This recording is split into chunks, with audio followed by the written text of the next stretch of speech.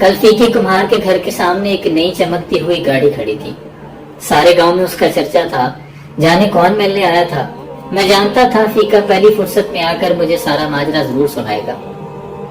वही हुआ। शाम को ठेले पे आके बैठा ही था कि फीका चलाया।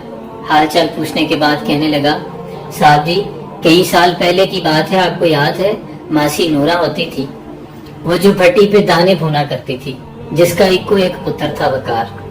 मैंने कहा, हाँ यार, अपने गांव के लोगों को कैसे भूल सकता हूँ। अल्लाह आपका भला करे साहब जी। वकार और मैं 5वीं जमात में पढ़ते थे। स्कूल में अक्सर वकार के ढिड में पीड़ होती थी। साहब जी, एक नुक्करे लगा रोता रहता था। मास्टर जी डांट कर उसे घर भेज देते थे कि जा हकीम को दिखा और दवाई ले। एक दिन मैं अद्धी छुट्टी के वक्त वकार के पास आ बैठा। मैंने अम्मा के हाथ का बना पराठा और अचार खोला। साहब जी, आज भी जब कभी मुझे भूख लगती है ना, तो सबसे पहले अम्मा के हाथ का बना पराठा याद आता है। सारे पिंड में उस पराठे की खुशबू खुंड जाती है। पता नहीं साहब जी, अम्मा के हाथ में क्या जादू था। साहब जी, वकार ने पराठे की तरफ देखा, नजर फेर ली। उस एक नजर ने उसकी टेढ़ पीड़ के सारे राज खोल दिए। मैंने जिंदगी में पहली बार किसी की आंखों में आंदरों को भूख से बिलकते देखा। आंदरों यानी आंते।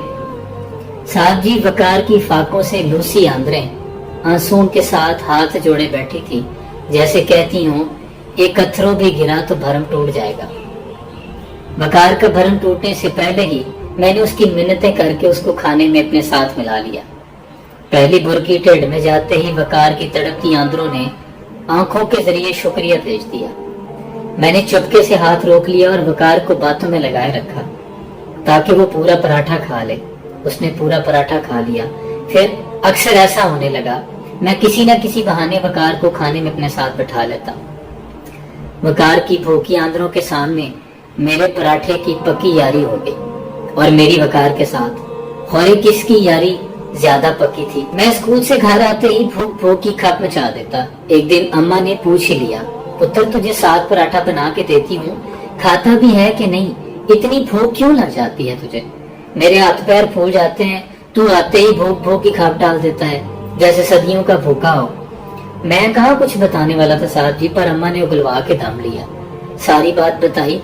अम्मा तो सुन के बिलक ही पड़ी। कहने लगी, कल से 2 पराठे बना के दिया करूंगी।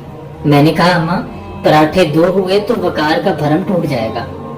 मैं तो घर आकर खा ही लेता हूँ। साहब जी, उस दिन से अम्मा ने पराठे के वाल बढ़ा दिए और मक्खन की मिकदार भी। कहने लगी, वो भी मेरी जैसी माँ का पुत्र है।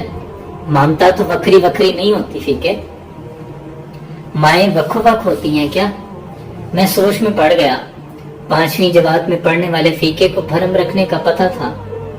भरम जो जात का मान होता है, अगर एक बार भरम टूट जाए तो बंदा भी टूट जाता है। सारी जिंदगी अपनी ही गिरसियां इकट्ठी करने में गुजर जाती हैं और बंदा फिर कभी नहीं जुड़ पाता। फीके को 5वीं जमात से ही भरम रखने आते थे। उससे आगे तो वो पढ़ ही नहीं सका था और मैं पढ़ा लिखा आला तलीम याफ्ता। मुझे किसी स्कूल ने भरम रखना सिखाया ही नहीं था। साहब जी, उसके बाद अम्मा बहाने बहाने से वकार के घर जाने लगी। देख नूरा, साग बनाया है, चख कर बता भला कैसा बना है। वकार की अम्मा को पता भी न चलता और उनका एक डंग टप जाता था। साहब जी, वकार को पढ़ने का बहुत शौक था।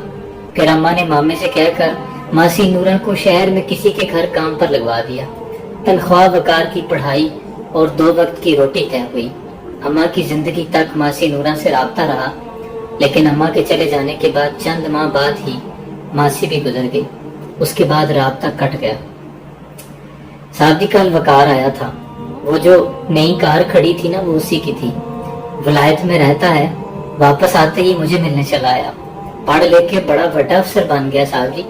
मुझे लेने आया था, कह रहा था तेरे सारे कागजात रेडी करके पासपोर्ट बनवा के तुझे साथ लेने आया हूँ, और उधर मेरी अम्मा के नाम पर लंगर खोलना चाहता है साहब जी।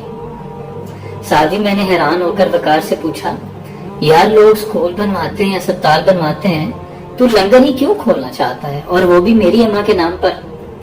कहने लगा, फीके, भूख बड़ी जालिम चीज है, चोर डाकू बना देती है। खाली पेट पढ़ाई नहीं होती, टेढ़ पेट से जान निकलती है।